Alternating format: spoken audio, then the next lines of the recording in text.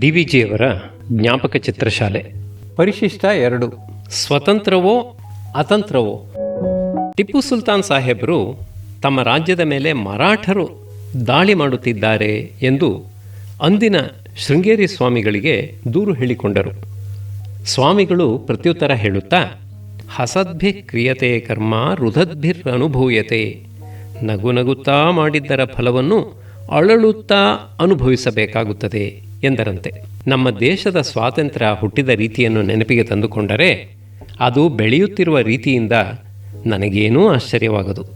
ಅದು ಹುಟ್ಟಿದ್ದು ಇಂಡಿಯಾದ ದೇಹ ವಿಚ್ಛೇದನದಲ್ಲಿ. ಅಜೀರ್ಣ ಇಲ್ವರನೆಂಬ ರಾಕ್ಷಸನು ಬ್ರಾಹ್ಮಣನನ್ನು ಭೋಜನಕ್ಕೆ ಕರೆದು ಅವನ ಊಟವಾದ ಬಳಿಕ ವಾತಾಪಿ ಎಂದು ಕರೆಯುತ್ತಿದ್ದ. ವಾತಾಪಿಯು ಬ್ರಾಹ್ಮಣನು ತಿಂದ ಅನ್ನದಲ್ಲಿ ಸೇರಿಕೊಂಡಿರುತ್ತಿದ್ದ. ಅಣ್ಣನು ತನ್ನ ಹೆಸರು ಹೇಳಿ ಕೂಗಿದ ಕೂಡಲೇ ಬ್ರಾಹ್ಮಣನ ಹೊಟ್ಟೆಯನ್ನು ಸೀಳಿಕೊಂಡು ಹೊರಕ್ಕೆ ಬರುತ್ತಿದ್ದ. ಈ ದುಷ್ಟತನವನ್ನು ಕೇಳಿದ ಮೇಲೆ ಅಗಸ್ತ್ಯರು ಒಂದು ದಿನ ಇಲ್ವಲನ ಅತಿಥಿಯಾಗಿ ಬಂದರು. ಅವರು ತಮ್ಮ ಕಡೆಯ ತುತ್ತನ್ನು ನುಂಗಿದೊಡನೆಯೇ ವಾತಾಪಿ ಜೀರ್ಣೋಭವ ಎಂದರು. ವಾತಾಪಿಯ ಹುಟ್ಟು ಅಣಗಿ ಹೋಯಿತು. ನಮ್ಮ ದೇಶವನ್ನು ಇಬ್ಬಾಗ ಮಾಡಲು ಕಾರಣರಾದ ನಾಯಕರು ತಾವು ಅಗಸ್ತ್ಯ ಮಹರ್ಷಿಗಳೆಂದು ಭ್ರಾಂತಿ ಇಟ್ಟುಕೊಂಡಿದ್ದರೋ ಹೇಗೋ ಭಾರತ ಮಾತೆಯ ಒಡಲನ್ನು ಒಡೆದದ್ದಾಯಿತು. ವಾತಾಪಿ ಮಾತ್ರ ಜೀರ್ಣವಾಗಲಿಲ್ಲ. ಮಯೂರಧ್ವಜ ವೃತ್ತಾಂತ. ಇನ್ನೊಂದು ಪೂರ್ವಕಥೆ ಜ್ಞಾಪಕಕ್ಕೆ ಬರುತ್ತದೆ. ಧರ್ಮರಾಜನು ಅಶ್ವಮೇಧ ಯಾಗ ಮಾಡಲಿಕ್ಕೆಂದು ತನ್ನ ಯಜ್ಞಾಶ್ವವನ್ನು ದಿಗ್ವಿಜಯಕ್ಕಾಗಿ ಕಳುಹಿಸಿದಾಗ ತಾಮ್ರಧ್ವಜ ರಾಜನು ಆ ಕುದುರೆಗೆ ತಡೆಗಟ್ಟಿದನಷ್ಟೇ. ತಾಮ್ರಧ್ವಜನು ಮಹಾಶೂರ. ಅವನನ್ನು ಯುದ್ಧದಲ್ಲಿ ಅರ್ಜುನನು ಗೆಲ್ಲಲಾಗದ್ದೆಂದು ಕೃಷ್ಣ ಭಗವಂತನು ಕಂಡುಕೊಂಡು ಅಲ್ಲಿ ಕಪಟೋಪಾಯವೇ ಯುಕ್ತವಾದದ್ದು ಎಂದು ನಿಶ್ಚಯಿಸಿದ. ಅವನೂ ಅರ್ಜುನನೂ ಬ್ರಾಹ್ಮಣ ವೇಷದಲ್ಲಿ ತಾಮ್ರಧ್ವಜನ ತಂದೆ ಮಯೂರಧ್ವಜ ರಾಜನಲ್ಲಿ ಒಂದು ಬೇಡಿಕೆ ಮಾಡಿದರು. ಒಬ್ಬ ಬ್ರಾಹ್ಮಣನ ಮಗನನ್ನು ಒಂದು ಸಿಂಹ ಹಿಡಿಯಿತು. ಬ್ರಾಹ್ಮಣನು ಹಂಬಲಿಸಿ ಬೇಡಿದ್ದರಿಂದ ಸಿಂಹಕ್ಕೆ ಮನ ಕರಗಿ ಅದು ಮಯೂರಧ್ವಜ ರಾಜನ ದೇಹಾರ್ಧವನ್ನು ತಂದುಕೊಟ್ಟರೆ ತಾನು ಬ್ರಾಹ್ಮಣ ಕುಮಾರನನ್ನು ಸಜೀವವಾಗಿ ಹಿಂದಕ್ಕೆ ಕೊಡುವುದಾಗಿ ಹೇಳಿತು. ಈ ಬೇಡಿಕೆಯನ್ನು ಸಂತೋಷದಿಂದ ನಡೆಸಿಕೊಡುವುದಾಗಿ ಮಯೂರಧ್ವಜ ರಾಜನು ಹೇಳಿದ. ಅದರಂತೆ ಅವನ ಪಟ್ಟದರಸಿ ಕುಮುದ್ವತಿಯೂ ಮಗ ತಾಮ್ರಧ್ವಜನು ಮಯೂರಧ್ವಜನ ದೇಹವನ್ನು ತಲೆಯಿಂದ ಕಾಲವರೆಗೂ ಗರಗಸದಿಂದ ಕೊಯ್ದರಂತೆ. ಈ ಕಥೆಯನ್ನು ಲಕ್ಷ್ಮೀಶ ಕವಿ ಬಹು ಸೊಗಸಾಗಿ ವರ್ಣನೆ ಮಾಡಿದ್ದಾನೆ ಕನ್ನಡ ಜೈಮಿನಿ ಭಾರತದಲ್ಲಿ. ಸ್ವಾತಂತ್ರ್ಯ ಪರಿಪಾಕ. ಆದರೆ ಕೃಷ್ಣ ಭಗವಂತನಿದ್ದ ಅಲ್ಲಿ ದೇಹದ 2 ಸೀಳುಗಳನ್ನು ಒಟ್ಟುಗೂಡಿಸುವುದಕ್ಕೆ. ನಮ್ಮ ಕೃಷ್ಣನೆಲ್ಲಿ? ನಾವು ಕೃಷ್ಣನ ಹಾಗೆಂದು ಹೇಳಬಹುದಾದ ಮಹಾಪುರುಷನು ನಮ್ಮ ರಾಜಕೀಯ ರಂಗವನ್ನು ತೊರೆದು ಪೂರ್ವ ಬಂಗಾಳದ ನವಖಾಲಿ ಪ್ರಾಂತದಲ್ಲಿ ದಿಕ್ಕುಗೆಟ್ಟು ಅಲದಾಡುತ್ತಿದ್ದ. ಮುಸಲ್ಮಾನ್ ಜನರ ಪ್ರೀತಿ ವಿಶ್ವಾಸಗಳನ್ನು ಸಂಪಾದಿಸಬೇಕೆಂದು. ಆಗ ನಮ್ಮ ರಾಜಕೀಯ ನಾಯಕರು ಗಾಂಧೀಜಿಯ ಮನೋಗತ ಏನೆಂಬುದನ್ನು ಉದ್ದೇಶಪೂರ್ವಕವಾಗಿ ಮರೆತಿದ್ದರು. ಹೀಗೆ ಪ್ರಾರಂಭವಾಯಿತು ಸ್ವತಂತ್ರ ಭಾರತದ ಚರಿತ್ರೆ. ಫಲಾನುಮೇಯಾ ಪ್ರಾರಂಭಾ ಎಂದು ಕಾಳಿದಾಸನು ಹೇಳಿದ್ದಾನೆ. ಊಟ ಸವಿಯಾಗಿದ್ದರೆ ಅಡಿಗೆ ಮಾಡಿದವರು ಎಂಥ ಸಮರ್ಥರು, ಪಾಕ ಪದಾರ್ಥಗಳನ್ನು ಎಷ್ಟು ಚೆನ್ನಾಗಿ ಆರಿಸಿದರು, ಎಷ್ಟು ಜಾಗರೂಕತೆಯಿಂದ ಪಾಕ ಮಾಡಿದರು ಎಂದು ನಾವು ಊಹಿಸಿಕೊಳ್ಳಬಹುದಂತೆ. ಹಾಗೆ ನಮ್ಮ ಕವಳ ಕಹಿ ಕಹಿಯಾಗಿದ್ದರೂ ಪಚನಕರ್ತರ ಯೋಗ್ಯತೆಯನ್ನೂ ಪರಿಪಾಕ ಕ್ರಮವನ್ನು ನಾವು ಊಹಿಸಿಕೊಳ್ಳಬಹುದು. ಅಂದು ವಿವೇಕ ನಮ್ಮನ್ನು ಬಿಟ್ಟು ಹೋಗಿತ್ತು. ತತ್ವದಿಂದ ಜಾರಿ ಅಯುಕ್ತಿಯನ್ನು ನಂಬಿದೆವು. ಮುಸಲ್ಮಾನರು ಬೇರೆಯಾದರೆ ಆಗಿಕೊಳ್ಳಲಿ, ಇಲ್ಲಿ ನಾವು ನಾವೇ ಇದ್ದುಕೊಂಡು ಎಲ್ಲವನ್ನೂ ನಿರ್ವಹಿಸೋಣ ಎಂದು ನಮ್ಮ ನಾಯಕರು ಅಧಿಕಾರ ಮೋಹಕ್ಕೆ ಮನಸೋತರು. ಆದದ್ದೇನು? ಹಾವನ್ನು ಹಾಸಿಗೆಯೊಳಕ್ಕೆ ತಂದುಕೊಂಡಂತಾಯಿತು. ಒಂದು ನಡೆದ ಕಥೆ. ಮೂಗಾಂಡಹಳ್ಳಿಯಲ್ಲಿ ಮಂಕುಭಟ್ಟರೆಂಬವರು ಇದ್ದರು. ಅವರ ಹಿರಿಯ ಮಗ ರಾಮಭಟ್ಟ, ಕಿರಿಯ ಮಗ ಶ್ಯಾಮಭಟ್ಟ. ಮಂಕುಭಟ್ಟರು ರಾಮಭಟ್ಟನಿಗೆ ತಮ್ಮ ಸೋದರ ಸೊಸೆಯನ್ನು ತಂದುಕೊಂಡಿದ್ದರು. ಆಕೆ ಬಡ ವೈದಿಕರ ಮಗಳು. ಶ್ಯಾಮಭಟ್ಟನಿಗೆ ಶಿರಸ್ತೇದಾರ ಗುಂಡಭಟ್ಟರ ಮಗಳನ್ನು ತಂದುಕೊಂಡಿದ್ದರು. ಗುಂಡಭಟ್ಟರು ತಮ್ಮ ಕಡೆಗಾಲದಲ್ಲಿ ಮಗಳಿಗೆ 2,000 ರೂಪಾಯಿ ಸ್ವತ್ತನ್ನು ಸ್ತ್ರೀಧನವಾಗಿ ಕೊಟ್ಟರು. ಆಕೆಯ ಹೆಸರನ್ನು ಗುಂಡಮ್ಮ ಎಂದಿಟ್ಟುಕೊಳ್ಳೋಣ. ಗುಂಡಮ್ಮನು ಗಂಡನ ಮನೆ ಸೇರಿದ 6 ತಿಂಗಳೊಳಗಾಗಿ ಮಂಕುಭಟ್ಟರು ಪರಂಧಾಮವನ್ನು ಸೇರಿದರು. ಆಗ ಬಂತು ಅವರ ಪತ್ನಿ ವೆಂಕಮ್ಮನವರ ವಿಧಿ. ತಂದೆ ತೀರಿಕೊಂಡ ಬಳಿಕ ಶ್ಯಾಮಭಟ್ಟನು ಅಣ್ಣನಿಂದ ಬೇರೆಯಾಗಬೇಕಾದ ಒತ್ತಾಯ ಬಂತು. 2,000 ರೂಪಾಯಿ ಇತ್ತಲ್ಲ, ಅದು ಕೂಡು ಸಂಸಾರಕ್ಕೆ ಕೊಡಲಿಯಾಯಿತು. ಮಂಕುಭಟ್ಟರ ಮನೆಯಲ್ಲಿ ನಡುವೆ ಗೋಡೆ ಎದ್ದು ಮನೆ ಇಬ್ಬಾಗವಾಯಿತು. ಶ್ಯಾಮಭಟ್ಟನು ತನ್ನ ಹೆಂಡತಿಯ ಹಣದಿಂದ ಬೇರೊಂದು ಮನೆಯನ್ನು ಕೊಂಡು ಅಲ್ಲಿ ವಾಸ ಮಾಡಲು ಹೊರಟು ಹೋದ. ಪಿತ್ರಾರ್ಜಿತವಾದ ಮನೆಯಲ್ಲಿ ತನ್ನ ಭಾಗವನ್ನು ಒಬ್ಬ ತಿಗಳರವನಿಗೆ ಬಾಡಿಗೆಗೆ ಕೊಟ್ಟ. ತಾಯಿ ವೆಂಕಮ್ಮನಾದರೋ ಮುದುಕಿ, ಮಡಿ ಹಿಡಿದ ಮುದುಕಿ. ಆಕೆ ಹಿರಿಯ ಮಗನೊಡನೆ, ಆತನ ಹೆಂಡತಿ ತಮ್ಮ ಸೋದರ ಸೊಸೆಯೊಡನೆ ಇದ್ದುಕೊಂಡು ಕಾಲ ತಳ್ಳಬೇಕಾಯಿತು. ಆಕೆ ಸ್ನಾನ ಮಾಡಿ ಹಿತ್ತಲ ಕಡೆ ಆರ ಹಾಕಿದ್ದ ಮಡಿ ಸೀರೆಯನ್ನು ತೆಗೆದುಕೊಳ್ಳುವುದಕ್ಕೆ ಬರುವರು. ಅಲ್ಲಿ ತಿಗಳರವನ್ನು ಸಾಕಿಕೊಂಡಿದ್ದ ಕೋಳಿ ಮರಿಗಳು ಹಿಕ್ಕೆ ಹಾಕಿದ್ದದ್ದು ಕಾಲಿಗೆ ಅಂಟುತ್ತಿತ್ತು. ಕೋಳಿಯ ಗರಿಗಳು ಕಾಲಿಗೆ ಮೆತ್ತಿಕೊಳ್ಳುತ್ತಿದ್ದವು. ಆಗ ಆ ಮುದುಕಿ ಮತ್ತೆ ಬಚ್ಚಲ ಮನೆಗೆ ಹೋಗಿ ತಣ್ಣೀರು ಸ್ನಾನ ಮಾಡಿ ಸೀರೆ ಮೈಲಿಗೆ ಆದದ್ದರಿಂದ ಅದನ್ನೂ ನೆನೆಸಿ ಒದ್ದೆ ಬುಟ್ಟೆ ಉಟ್ಟುಕೊಂಡಿರುವರು. ಹೀಗೆ ಪದೇ ಪದೇ ಆಗುತ್ತಿದ್ದರಿಂದ ಆಕೆಗೆ ಶೀತವ್ಯಾಧಿ ಜ್ವರ ಬರುತ್ತಿದ್ದವು. ಇದನ್ನು ನೋಡಿದ ನೆರೆಹೊರೆಯ ಜನ ಶ್ಯಾಮಭಟ್ಟನನ್ನು ಕಂಡಾಗ, ಏನಯ್ಯ, ನಿಮ್ಮ ತಾಯಿಗೆ ಇಷ್ಟು ಹಿಂಸೆಯಾಗಿದೆ, ನಿನ್ನ ಮನೆಯನ್ನು ಬೇರೆ ಯಾರಿಗಾದರೂ ಕೊಡಬಾರದೆ, ಮುದುಕಿ ಸಾಯುತ್ತಾಳಲ್ಲ ಎನ್ನುತ್ತಿದ್ದರು. ಶ್ಯಾಮಭಟ್ಟನು ಈ ಊರಿನವರ ದೂರನ್ನು ತಪ್ಪಿಸಿಕೊಳ್ಳಬೇಕೆಂದು ತನ್ನ ಭಾಗದ ಮನೆಯನ್ನು ಒಬ್ಬ ಮುಸಲ್ಮಾನ ಸಾಹೇಬರಿಗೆ, ಹಮೀದ್ ಖಾನರಿಗೆ ಮಾರಿದ. ಈಗ ಚೆನ್ನಾಯಿತಲ್ಲ ಮುದುಕಿಯ ಪಾಡು. ಕೋಳಿ ಹಿಕ್ಕೆಯ ಜೊತೆಗೆ ಮಾಂಸದ ವಾಸನೆಯೂ ಸೇರಿತು. ಇನ್ನೊಂದು ವಿಚಾರಕ್ಕೆ ಹೋಗೋಣ. ಹುಲಿಯನ್ನು ನೋಡಿ ದೇಶವು ಸ್ವತಂತ್ರಾಧಿಕಾರವನ್ನು ತಂದುಕೊಂಡದ್ದಾಯಿತಲ್ಲ. ಬ್ರಿಟಿಷರು ಒಂದು ಬಾಗಿಲಿನಿಂದ ಹೋದರು, ರಷ್ಯಾವನ್ನು ಇನ್ನೊಂದು ಬಾಗಿಲಿನಿಂದ ಒಳಕ್ಕೆ ಕರೆದುಕೊಂಡೆವು. ನಾವು ರಷ್ಯಾದಂತೆ ಆಗಬೇಕು. ರಷ್ಯಾದಲ್ಲಿ ಪಂಚವಾರ್ಷಿಕ ಯೋಜನೆ ಇದೆ, ನಮ್ಮಲ್ಲೂ ಅದಾಗಬೇಕು.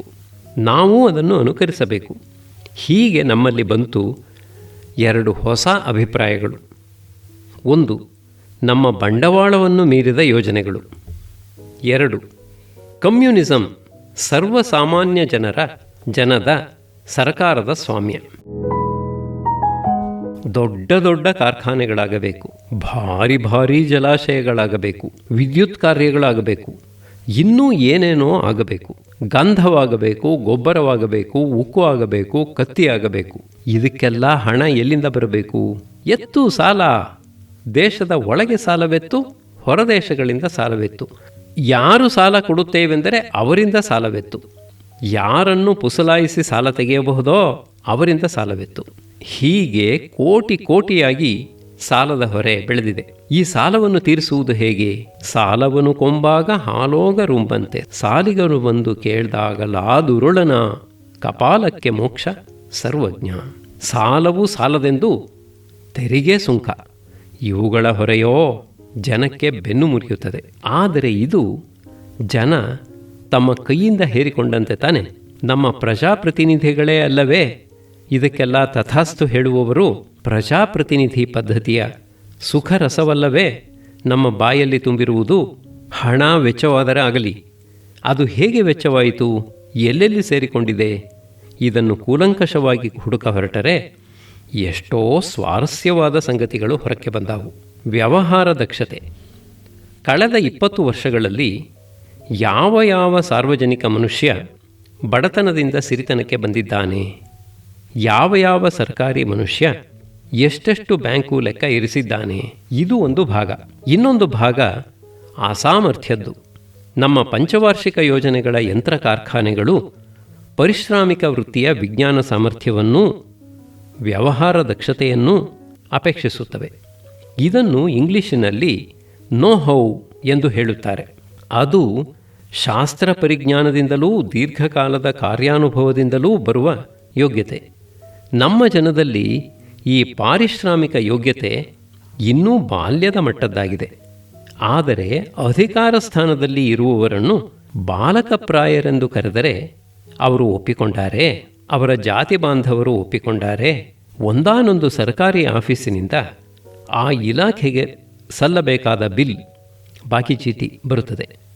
ಅದರಲ್ಲಿ ಬರೆದಿರುವುದು ಇಂಗ್ಲಿಷ್ ಅಂಕಿ. ಆ ಅಂಕಿ 3, 5, 8 ಸಂದೇಹದಲ್ಲಿರುತ್ತದೆ. ಒಟ್ಟು ಮೊಬೈಲಿಗಿನ ತೇರೀಜುಗಳಲ್ಲಿ ಬೇರೀಜುಗಳಲ್ಲಿ ವ್ಯತ್ಯಾಸವಿರುತ್ತದೆ. ಆಫೀಸಿನ ಮುಖ್ಯಸ್ಥನಿಗೆ ಅದನ್ನು ತೋರಿಸಿದಾಗ ಆತ ನಸುನಗುತ್ತಾನೆ. ಗುಮಾಸ್ತನನ್ನು ಕರೆದು ಸರಿ ಮಾಡಿರಿ ಎನ್ನುತ್ತಾನೆ. ಹೀಗೆ ಆಗುವುದು ಎಷ್ಟು ಸಾರಿ, ಎಷ್ಟು ಕಡೆ. ಅಧಿಕಾರಿಯು ನಗುವ ನಗು ಅರ್ಥವತ್ತಾದದ್ದು. ಈ ಪಾರಿಶ್ರಾಮಿಕ ಅಸಾಮರ್ಥ್ಯಕ್ಕಿಂತ ದೊಡ್ಡ ಕೇಡು ನೀತಿಯಲ್ಲಿ ಕಾಣುವ ಅಯೋಗ್ಯತೆ. ನನ್ನ ಒಬ್ಬಾನೊಬ್ಬ ಸ್ನೇಹಿತರು ಲಾಯರು. ಅವರ ಕಕ್ಷಿಗಾರರಲ್ಲಿ ಒಬ್ಬಾತ ದೊಡ್ಡ ಪೊಲೀಸ್ ಹುದ್ದೆಯಲ್ಲಿದ್ದು ಪೆನ್ಷನ್ ಪಡೆದಿರುವ ಮನುಷ್ಯ. ಈತ ಲಾಯರವರಲ್ಲಿ ತನ್ನ ಮೊಕದ್ದಮೆ ತಡವಾಗುತ್ತಿರುವುದನ್ನು ಕುರಿತು ಪುಕಾರು ಮಾಡಿದ. ಲಾಯರು ಆತನನ್ನು ತಮ್ಮ ಜೊತೆಯಲ್ಲಿ ಕರೆದುಕೊಂಡು ಹೋಗಿ ತಾವು ಒಂದೆಡೆ ಕುಳಿತು ಆ ಪೊಲೀಸ್ ಪೆನ್ಷನ್ದಾರನನ್ನು ಕೋರ್ಟಿನ ಗುಮಾಸ್ತಖಾನೆಯೊಳಕ್ಕೆ ಹೋಗಿ ವಿಚಾರಿಸಿಕೊಂಡು ಬರುವಂತೆ ಹೇಳಿದರು. ಪೊಲೀಸ್ ಪೆನ್ಷನ್ದಾರನು ಗುಮಾಸ್ತಖಾನೆಯೊಳಕ್ಕೆ ಹೋಗಿ 8-10 ನಿಮಿಷಗಳಲ್ಲಿ ಹಿಂದಿರುಗಿ ಬಂದು ಹೀಗೆ ಹೇಳಿದ: ಸ್ವಾಮಿ, ನಾನು ಪೊಲೀಸ್ ಇಲಾಖೆಯಲ್ಲಿ ಇದ್ದವ. ಪೊಲೀಸಿನವರು ಲಂಚ ರುಷುವತ್ತು ತಿನ್ನುವವರೆಂದು ಪ್ರಸಿದ್ಧಿ. ಆದರೆ ಈ ಕೋರ್ಟಿನವರ ಮುಂದೆ ನಮ್ಮದೇನಿದೆ? ಯಾವ ಮೇಜಿನ ಮೇಲೆ ನೋಡಿದರೂ 5 ರೂಪಾಯಿ ನೋಟು, 10 ರೂಪಾಯಿ ನೋಟು. ನಮ್ಮ ಕೇಸು ಯಾವ ತಾರೀಕು ಎಂದು ಕೇಳಿದರೆ 5 ರೂಪಾಯಿ. ನಮ್ಮ ಕಟ್ಟು ಎಲ್ಲಿದೆ ಎಂದು ಕೇಳಿದರೆ 10 ರೂಪಾಯಿ. ನನಗೆ ಚೆನ್ನಾಗಿ ತಿಳಿದಿರುವ ಒಬ್ಬ ರೈತನನ್ನು ಒಂದು ಸಂದರ್ಭದಲ್ಲಿ ಕೇಳಿದೆ. ನಾನು, ಏನಯ್ಯ ಹೀಗೆ ಸುಳ್ಳು ಹೇಳುತ್ತೀಯಲ್ಲ? ಆತ, ನಿಮ್ಮ ಮಿನಿಸ್ಟ್ರುಗಳು ಹೇಳಾಕಿಲ್ವಾ ಸ್ವಾಮಿ? ಕಾಲಜ್ಞಾನ. ನನ್ನ ಸ್ನೇಹಿತರೊಬ್ಬರು ಡೆಪ್ಯೂಟಿ ಕಮಿಷನರ್ ಹುದ್ದೆಯಲ್ಲಿದ್ದು ಅಲ್ಲಿಂದ ಮೇಲ್ಪದವಿಗೆ ಹತ್ತಿ ನಿವೃತ್ತರಾದವರು. ಅವರದು ಭಾರಿ ಕುಟುಂಬ. ಆ ಸ್ನೇಹಿತರ ಒಬ್ಬ ದೊಡ್ಡಪ್ಪ ಸಂತಾನವಿಲ್ಲದೆ ತೀರಿಕೊಂಡವರು. ಅವರು ತಮ್ಮ ವಿಲ್ಲಿನಲ್ಲಿ ತಮ್ಮ ಆಸ್ತಿಯೆಲ್ಲ ತಮ್ಮನ ಮಕ್ಕಳಿಗೆ ಸೇರತಕ್ಕದ್ದು ಎಂದು ಬರೆದಿದ್ದರು. ಇದಕ್ಕೆ ಸಂಬಂಧಪಟ್ಟ ಹಳೆಯ ಕಾಗದ ಪತ್ರಗಳ ದಾಖಲೆ ಬೇಕಾಯಿತು. ಆಗ ಯಾವ ಆಫೀಸಿನಲ್ಲಿ ನನ್ನ ಸ್ನೇಹಿತರು ಡೆಪ್ಯೂಟಿ ಕಮಿಷನರ್ ಹುದ್ದೆ ನಡೆಸಿದರೋ ಅದೇ ಆಫೀಸಿನಲ್ಲಿ ದಾಖಲೆ ಹುಡುಕಬೇಕಾಯಿತು. ನನ್ನ ಸ್ನೇಹಿತರು ಹೋಗಿ ಕೇಳಿದಾಗ ಆಫೀಸಿನ ಗುಮಾಸ್ತ ವರ್ಗದ ಮುಖ್ಯಸ್ಥನು, ಆ ದಾಖಲೆ ಇಲ್ಲಿಲ್ಲವೇ ಇಲ್ಲ ಸ್ವಾಮಿ, ಸರ್ಕಾರಕ್ಕೆ ಹೊರಟು ಹೋಗಿದೆ ಎಂದ.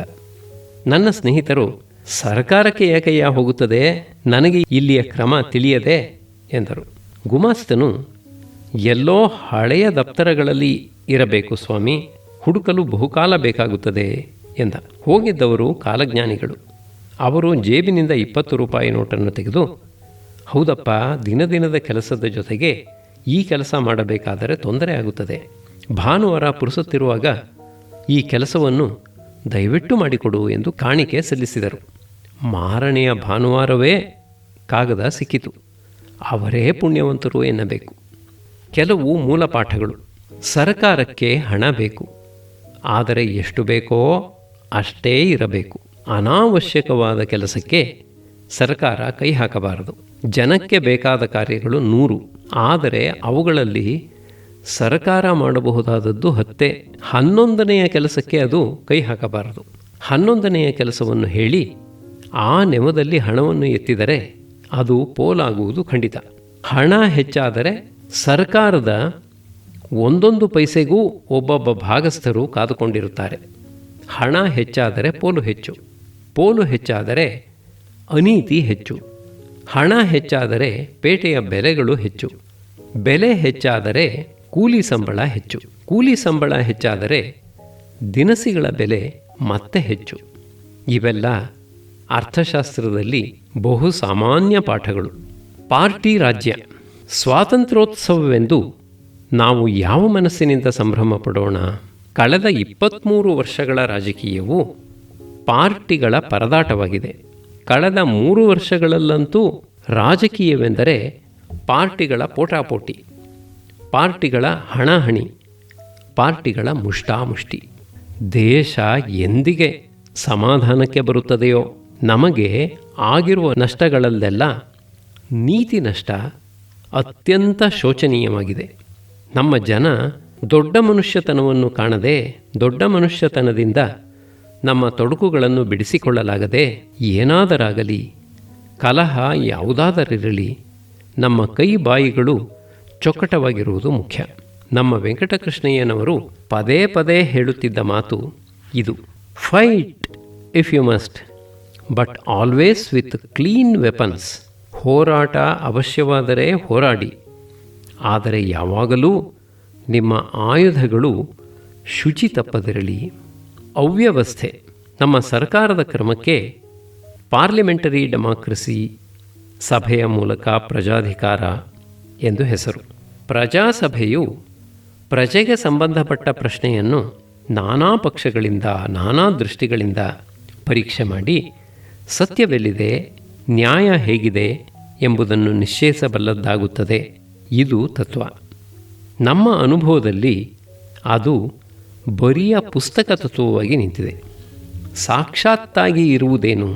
ಸಭಾಭಂಗ, ಮರ್ಯಾದೋಲ್ಲಂಘನೆ, ಪಕ್ಷ ವಿಪಕ್ಷಗಳ ಬದಲಾಬದಲಿ, ಅವ್ಯವಸ್ಥೆ, ದೊಂಬಿ, ದಬಾದುಬಿ, ಮಾತನಾಡಿದರೆ ಘೇರಾವ್, ಮಿಸುಕಿದರೆ ಬಂದ್.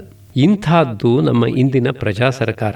ನಮಗೆ ಸ್ವಾತಂತ್ರ್ಯದ ಫಲಾನುಭವವಾಗುತ್ತಿರುವುದು ಇಂಥ ಅವ್ಯವಸ್ಥೆಯ ಸರ್ಕಾರದಿಂದ. ನಮ್ಮ ದೇಶ ನಾಯಕರು ಸ್ವಾತಂತ್ರ್ಯವನ್ನು ಸ್ವತಂತ್ರವಾಗಿ ಉಳಿಸಿಲ್ಲ, ಅದನ್ನು ಪರತಂತ್ರವಾಗಿ ಮಾಡಿದ್ದಾರೆ. ಬಹುಶಃ ರಷ್ಯಾದ ತಂತ್ರ, ಅಥವಾ ಚೀನಾದ ತಂತ್ರ, ಅಥವಾ ಅಮೇರಿಕದ ತಂತ್ರ, ಅಥವಾ ಇನ್ನಾವುದೋ ಬೇರೆ ತಂತ್ರ. ಇದು ಭಾರತದ ತಂತ್ರವಂತೂ ಅಲ್ಲ. ಹೀಗೆ ಸ್ವಾತಂತ್ರ್ಯದಿಂದ ನಮಗೆ ಹಿಂದೆ ಇದ್ದ ಪ್ರಶ್ನೆಗಳು ಯಾವುದೂ ಪರಿಹಾರಕ್ಕೆ ಬಂದಿಲ್ಲ. ಪ್ರತಿಯಾಗಿ ಹೊಸ ಪ್ರಶ್ನೆಗಳು ಎದ್ದಿವೆ. ಆತ್ಮಶಿಕ್ಷಣ. ಹಾಗಾದರೆ ಸ್ವಾತಂತ್ರ್ಯ ಕೆಟ್ಟದ್ದೇ? ಹಾಗೆನ್ನುವವರು ಯಾರು? ಸ್ವಾತಂತ್ರ್ಯ ಬೇಕು, ಅದು ಬೇಕೇ ಬೇಕು. ಅದರ ಜೊತೆಗೆ ಆತ್ಮಶಿಕ್ಷಣೆಯೂ ಬೇಕು. ಜನಸಾಮಾನ್ಯನು ಈ ಸಂದರ್ಭವನ್ನು ತನ್ನ ತಿಳುವಳಿಕೆಗೆ ತಂದುಕೊಳ್ಳಬೇಕು. ತಾನು ಪ್ರತಿನಿಧಿಯನ್ನು ಆರಿಸುವಾಗ ಎಂಥವನನ್ನು ಆರಿಸುತ್ತೇನೆ ಎಂದು ವಿವೇಕ ಮಾಡಿಕೊಳ್ಳಬೇಕು. ಆರಿಸಿದ್ದಾದ ಮೇಲೆ ಪ್ರತಿನಿಧಿ ಹೇಗೆ ನಡೆದುಕೊಳ್ಳುತ್ತಿದ್ದಾನೆ ಎಂದು ಉಸ್ತುವಾರಿ ಇಡಬೇಕು. ಚುನಾವಣೆ, ಉಸ್ತುವಾರಿ ಇವೆರಡೂ ರಾಷ್ಟ್ರಕ ಪ್ರಜೆಗಿರುವ ಮೂಲ ಕರ್ತವ್ಯಗಳು. ದೇಶವು ಸ್ವಾತಂತ್ರ್ಯಕ್ಕೆ ಅರ್ಹವಾಗಿದೆಯೇ ಎಂಬ ಪ್ರಶ್ನೆಗೆ ಉತ್ತರವಿರುವುದು ಪ್ರಜಾಜನದ ವಿವೇಕವರ್ತನೆಯಲ್ಲಿ.